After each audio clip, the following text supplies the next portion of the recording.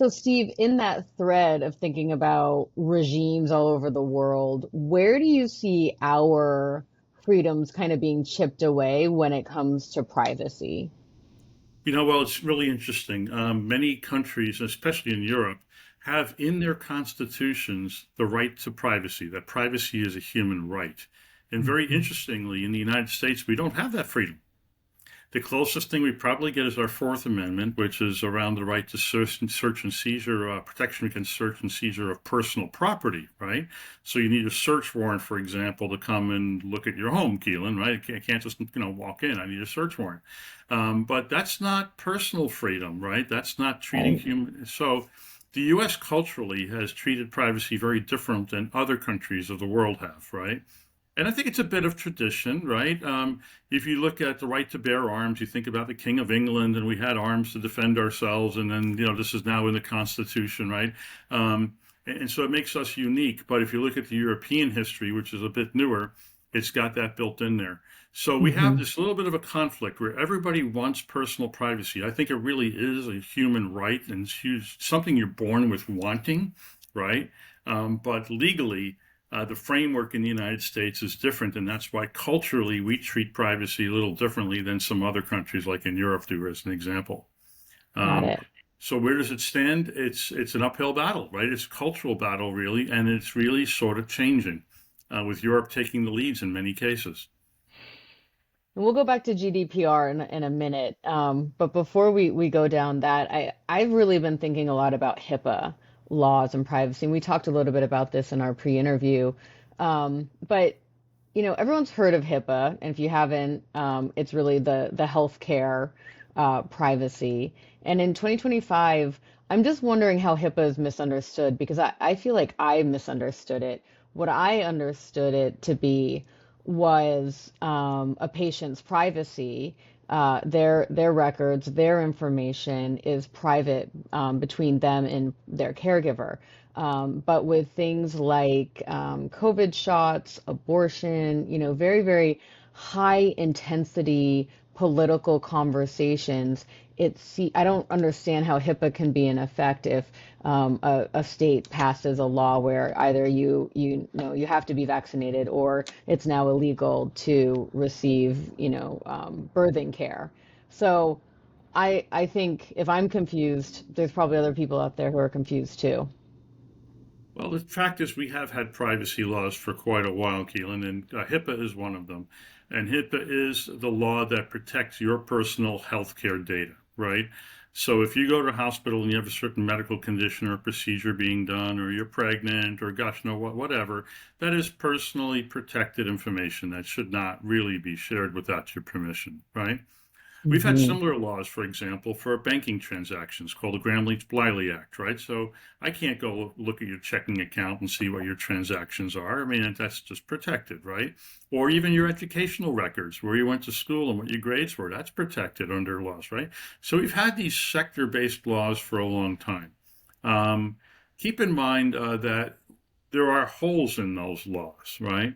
So, for example, while let's say, for example, that you were pregnant, right? And that's personally health protected data. Hmm. But does that prevent a healthcare provider from sending you appropriate advertisements for a pregnant mother? No, because that's consumer data. That's a misuse of HIPAA. It's a loophole. And that's where laws like the California Consumer Privacy Act and GDPR come in. They fill that in because they're general consumer based laws that are not focused on a sector. So now, having said all of that, um, I had some experience recently. My wife went to go to get some medical treatments, and she's got a whole bunch of paperwork shoved at her, right? And among there are privacy policies, right? And guess what happens? You're signing away saying that the hospital or doctor or provider can gather your data, can share it with others, can use it for research, can use it for basically any purpose that they want to, right? So now when you're under duress and you've got an issue and you've just gone to the emergency room, you need emergency operation surgery and they shove this paperwork at you, are you going to be in a position to sit there and say, "Hey, wait a minute, time out. I'm here, okay, I'm okay with you helping to fix me up, but I'm not okay with the data sharing?" Right? Yeah. Now, we do use that data sharing for things like research. We're supposed to anonymize it, and hopefully it can't get unanonymized, but this is just one of the things that happens. So, yeah, HIPAA is an interesting one. And look, it's not perfect, right? It protects you, but has it been misused, right? Has your banking data been sold and misused? Yeah, probably, right? And those are the loopholes that we're trying to fix. So speaking of banking, um, what is actually visible? What's protected? What isn't? I'd love to talk about that because everybody banks, right? Like, Uh, you know, um, I'll give you an example. Technically, your financial transactions are supposed to be protected. Okay. Um, Now, I'll give you an example. I just moved recently, and I went to a local sandwich shop. And I paid with a debit card from a very well-known national bank. In fact, I'm investigating this myself. It's a little pet side project I've got. Um, okay. and because within about 10 minutes, I received an email from that sandwich shop thanking me for shopping there. I've since received 17 emails, and this is over the course of about 2 weeks, with various offers. And I've called up and said, how did you get my information, right? Because the only thing I did is Oh, paid with my banking debit card. And by the way, I've spoken to this bank 3 times to make sure that I've filled out every single privacy disclosure to prevent my sharing of data because they've done it to me before, right? So how did that happen? How did I give anybody the right to get my email address? Now, is that egregious? Is there major harm? Yeah, but I'm kind of ticked off about it. What else do they know yeah. about me and what Right. did they share, right? Right.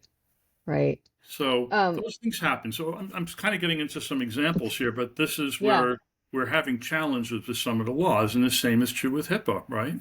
It's these things are leaked, and you wonder why and how and who's doing it.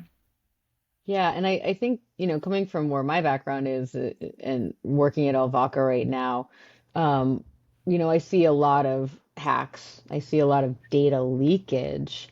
But it's not just the bad guys, like the threat actors who are, diving into these companies. I think you're explaining, how often am I just going to a website and clicking OK to cookies? Right? Or signing up for, rewards from a cookie store or whatever, and not necessarily taking the time to read the privacy information. But we've created a culture here where we have a $3 trillion industry that it makes $3 trillion just on trading data about you. That's how they make their money. And usually, when the product is free, you're the product, right? That's how they make it. Just think about it, right? Mhm.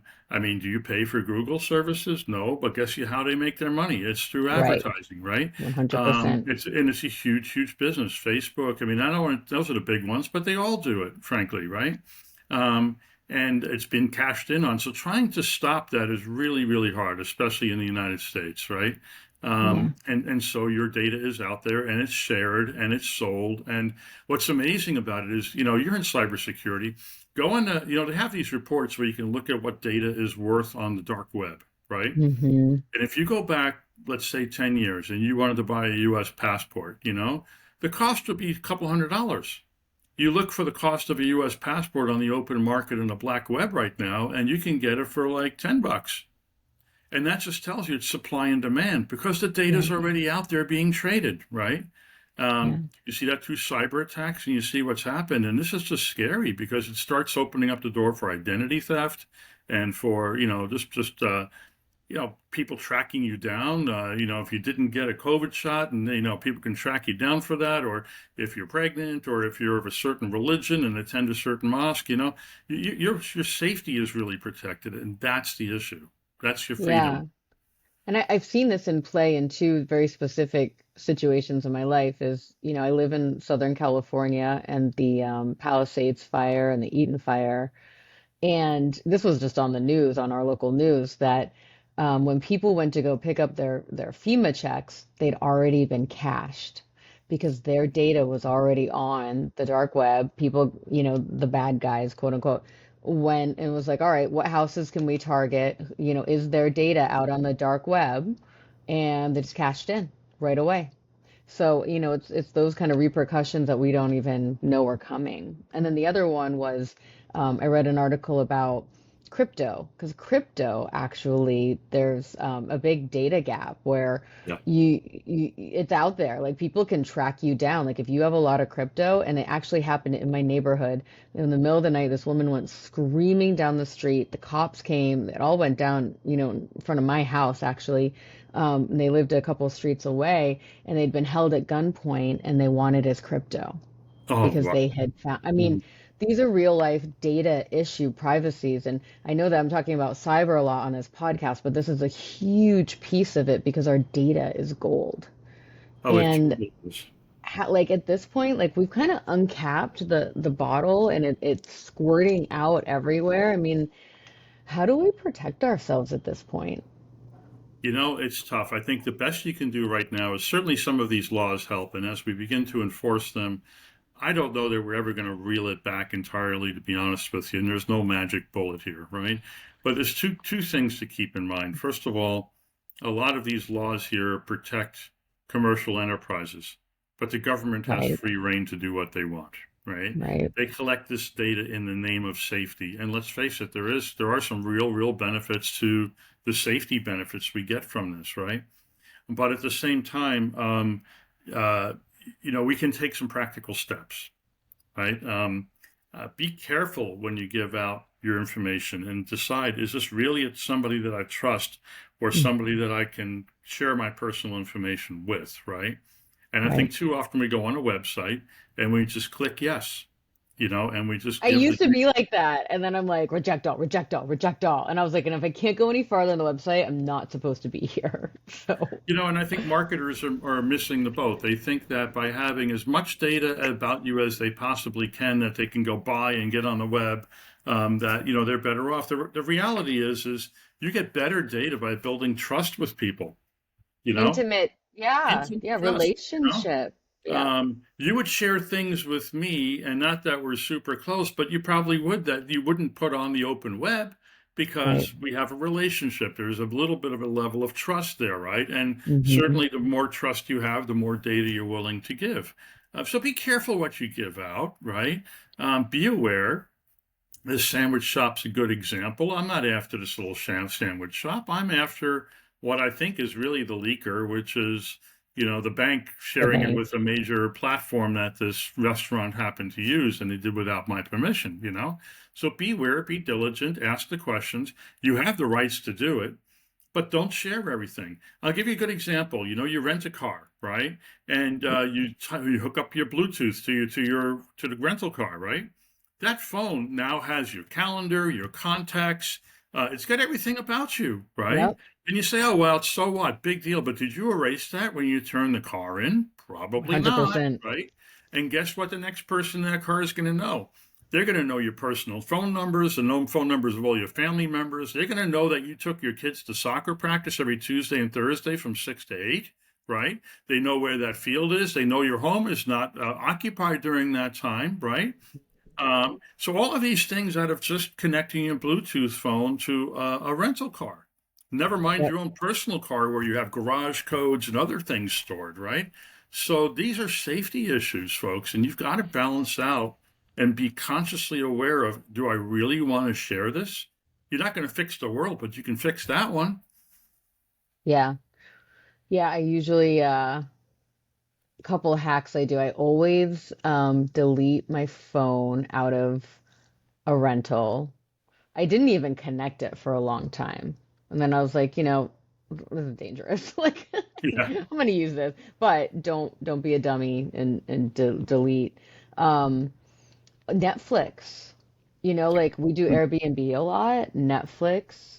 I definitely forgot to log out of our Netflix somewhere, and all of a sudden my queue was filled with stuff that I do not watch. I was like, what is Absolutely. happening? And I, Yeah. I was like, sorry, family, we have to change our password. And they're like, what? Okay. It was like a whole thing. Um, and then there was one other that you brought up. Well, I mean, let's talk about cookies for a little bit because cookies are something that are in our face all the time. I'm not talking about the delicious ones that are filled with, Mhm. frosting and stuff. I'm talking about the cookies on the web. So let's go to basics a little bit. What the heck is a cookie? Well, there's cookies, there's pixels, and there's other ways of tracking your behavior on a website. So whenever you go to a website, let's think about it from a marketer's standpoint, right? They'd love to Mhm. know who visited. They'd love to know some demographics about you, your age, your sex, your preferences, that sort of thing. They'd love to know where you spent time on the screen, which picture did you click on, where did you hover the most, how much time and dwell time did you spend? And all of that information is captured through pixels and cookies. That's just what they do, right? And it helps them to serve up a better web page. Let's make sense, right? So if there's products that never get visited, why keep them on the website? Let's get rid of them, right? Mhm. So this information is naturally, normally tracked, right? And um, what laws are now saying is you've got to disclose that you're tracking them. You've got to give a Yep. person some rights to opt out and options to visit your site without having that, or at least be notified that you're tracking it, you know? Um, Yeah. so that essentially is what it comes down to. And, for me, I'm all about the hive mind. I'm all about, like if I get a survey sent to me, I'm like, is this real? Is this not? But I truly, as a consumer, I do want to be part of the conversation. I do want my voice heard. So it is a delicate balance of how much do I want CVS to know about my buying habits? You know, I think finally figured out to actually buy the same products over and over because they would always like do those like really long Sure. coupons of like products like that I would never buy. I'm like, why are we even doing this? But I also think that is a cautionary tale of how much of our data should we be giving out, And it's almost like we should go back to old school, will you fill out this survey instead of tracking all of my clicks? So, and I don't know if we're going to solve that today, but um, I think it's definitely worth a conversation with marketers. Well, there very much is. And if you look at it again, look at the different approaches. Our approach here in the United States is that, you have the right to take my data unless I tell you you can't, right? If you look And at we Europe, as citizens passed that law, I think. Like it was, what was it called? Because I remember, I do want to talk about Europe in a second because it is important. But when I can't, was it Citizens United? Something was passed where it was, and there were a lot of people saying like, don't let this pass. This is us giving up all of our data rights. yeah, we've had Yeah. several of those, and I can't think of a specific one you're referring to, but this is a constant battle, right? It Yeah. just is. And yeah, we've got to think about how to better handle this. You mentioned earlier, besides just pixels, changing passwords. Think about using a password manager, right?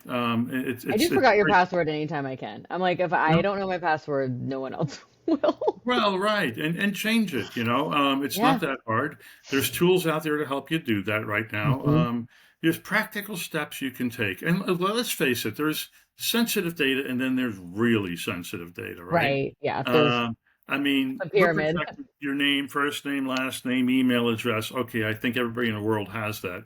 But what about your blood driver's license, or your passport number, or your bank account number, or Social you know, security your number. race or your social security number and so on. You get increasingly data that matters more, right? Right. And even the law protects that what they call very sensitive data a little differently, um, because there's bigger penalties for it. The data about minors and children, my gosh, that they're completely vulnerable.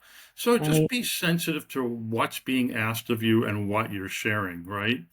Yeah. Um, but let's face it, we also live in a world of convenience. We want some conveniences, and people have made that trade-off and said it's not worth the hassle, right? Yep. Yeah.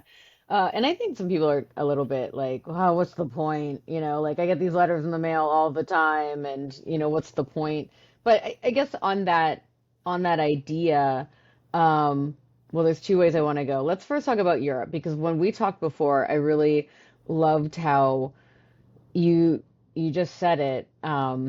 In the US, we basically we're already opted in. And Europe with GDPR, they said you got to work harder to opt us in. Is that like a pretty good Well, basically, if you condensed visit a version? website in Europe, you have to get permission to take personal data before you can serve up a web page. And here it's assumed that you can as long as I've disclosed it for the most part. Now there are some Right. variations on that, but that's generally it. Both, frankly, are broken. Because Mm, imagine being in Europe, you're going to, every time you hit a new web page, you're going to be prompted with that, hey, I need permission yeah. to use your data to move forward, right? And that's a real pain because you're constantly clicking, to be able to make the website work. Here, it's assumed that once you're in, I've disclosed that you can work, so it's a much better user experience, but all your data is being grabbed. Right. It's out there. So I Well, don't think there's a great answer, to be honest with you. right. Right. Well, I think the more we have these conversations and there's awareness, there can be some answers and some creativity around, figuring this out. So let's talk about it from a company standpoint. We've been really focused on the individual user. But for companies, what does good data stewardship look like in practice? Well, first you have to know what personal data you're capturing, where it's stored, and how you're protecting it, right? It's incredible. With all of the breaches we've got going on, it's almost like the next breach is a huge yawn. We've got these breaches that are enormous. Look at the Workday breach. What was it, last week, a week before? It's an enormous breach. Did that make the front lines of the newspaper? No, No, right? And it's kind of unfortunate, right? Because these things are huge. And I'm not picking on Workday. It's not them. It's it's happening just everywhere. relevant. Yeah. Um, Yeah. so, but we always tell companies, look, how can you protect something if you don't know what you have? You've got to treat my Hmm. personal data with the same respect and as a good steward as I would protect my own data, right? And Yeah. if you don't, then maybe you're not worthy of being a good steward of it, right? Yeah. Um, to take a look at it, I'll use an analogy, Keelan, I always like to use. Imagine that you want to protect your valuables in your house, right? Hmm. In case an intruder comes in. Now, if they get you television and it's going to cost you 300-400 bucks for a new TV, ouch, I don't like that. I'm pissed off, but I can deal with it, right? Right. But you probably have a gun collection somewhere, or you might, right? That takes a little bit more security. We But what got a lot about of books on guns. what about the jewelry you have in your house? You probably have costume jewelry, and then you got grandma's really expensive ring, right? You start thinking about your protections, and in your own house, you're probably going to put better protections. First of all, you're going to know where your stuff is, at least your valuables, and you're going to make sure that you protect grandma's rings and those guns a little bit more securely than you protect, let's say, your television, right? Hmm. Now, all of that's important, and it's the same thing in a business. You have to know where the personal data is that you're entrusted with. Where is it sitting? How well am I protecting it? And who has access to it? Because not everybody's going to get access to that gun safe or to that fine jewelry box. It's just certain trusted people, right? And that's where cybersecurity and privacy come in play. They play together, right? But how Right. can you Totally. protect your valuables if you don't treat them like valuables and understand their relative value to you, right? Yeah. Um, so a lot of it starts with just knowing that, and it's the same when you give data out, right? If you're giving data out about geez, I prefer red hair, is that really going to hurt you that much? Not as much as maybe some of your healthcare data, right? Right. And which can be used in different ways. So be careful when you give it out. Do your own inventory and share selectively based upon what's being asked of you. It's great advice. It's really good. So we're starting to wrap up here. And this has been really awesome. I mean, sometimes you're like, oh, privacy, that might not be interesting, but I find it fascinating because we really are in a data-driven world and we get to really, lock our houses proverbially and actually. But before we wrap up, if our listeners remember just one thing about privacy and freedom from today's conversation, what should that be? I think that privacy really is a human right. It is something that Hmm. is there to Yeah. protect you, and you've got to treat it as such, right? Be careful with what you give out, as we said. Used properly, it can protect you and protect your family, and it's not a bad thing. And there's always that balance between personal safety and your personal data and so on. Understand the balance and just be conscious and think about how you use it and how you protect it, and take some of the practical steps we talked about to do that. I love it. It's too precious to give up. When you give it up, you really literally lose your freedom, you know? And I don't mean to get political here, but honestly, if people know that you visited an abortion clinic or that you're getting some help, assistance from your family at the local food pantry, you know, or if you're, a Muslim and you have your prayer rug out at certain times of the day and I track your location of where you're doing that, all these things become targets for your safety, Yep. irrespective of where you are on the political spectrum. And Yep. so my 100%. whole message here, if nothing else, is understand how you share your data. Where you have the opportunity, use the controls that the law allows you to allow permissions to use it in appropriate situations. And just be aware, take practical steps. Love it. I love it. Thank you, Steve. So, where can viewers, listeners find you? Do you want to talk a little bit about Pravagio really quickly? Let's go from there. Oh, sure. Well, our company is Pravagio. With all of these consumer privacy laws that passed in the last couple of years, we help companies to comply with the laws. And in essence, but a message for consumers, the laws globally now allow you a couple of things: transparency, which is knowing what data is being collected about you and for what purpose. And secondly, they give you control over how that data can be used. So you can ask that it be changed, deleted, modified, not used for sale, et cetera, et cetera. And what So does that look like? control. Does that look like calling the company, writing an email? Like what, or do you have to go down a rabbit hole to No, know? companies by law have to make it in plain English and very simple. They have to give you two options for contacting them. One is through an email or a web portal, and second is through an 800 number if you're not consumer savvy. And you have the right to do for a couple of things. Say, what data do you have about me? How are you using it? I want that Hmm? information.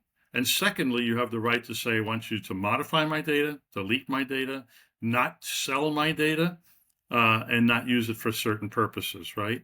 And you So have I that have a right. call to action for for listeners on here to actually do that. Find a company because my email is totally trash. Like people have my email, I've got a certain email account and it like I unsubscribe from stuff all the time. So I'm going to do this and I invite the listeners to do this too, is actually do what Steve's telling us and call that company or, use a consumer portal and find out what data they have on us.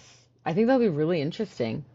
Absolutely. And by the way, on emails, another tip, I would suggest you have a burner email for all of the web browsing you do, have another one for your personal communications with friends. And by the way, get a secure email from a secure platform that does end-to-end encryption. I don't want to, I can mention, Proton Mail or several others. Look at the vendors and use that for your financial and sensitive transactions. And if you Great, do that, very practical tip, you can keep your data, you're not going to stop it, but you can certainly control what you give out under which email. So, great. Those are awesome tips. Thank you so much, Steve. Anything else you want to share before we wrap up? no, I think we've got it. I could go on about this forever, I Keelan. know. I And really, it's, really appreciate you having me on here. There's so many yeah. things to share, and I would love to do it again. And listeners, viewers, please, first of all, you can go to our website at thecybersoul.io. You can sign up for our email list. And if you have any questions for Steve, or if there's something in here that you didn't get answered and you were thinking about, just either put a comment in or email me, and I will talk to Steve. Maybe we'll have him on again. This gets to be a conversation. So, again, Steve, thank you so much for joining me today. And thank you for all who are listening to this podcast, the cybersoul.io. And please remember, freedom starts with privacy, and privacy starts with us. Until next time, thanks so much.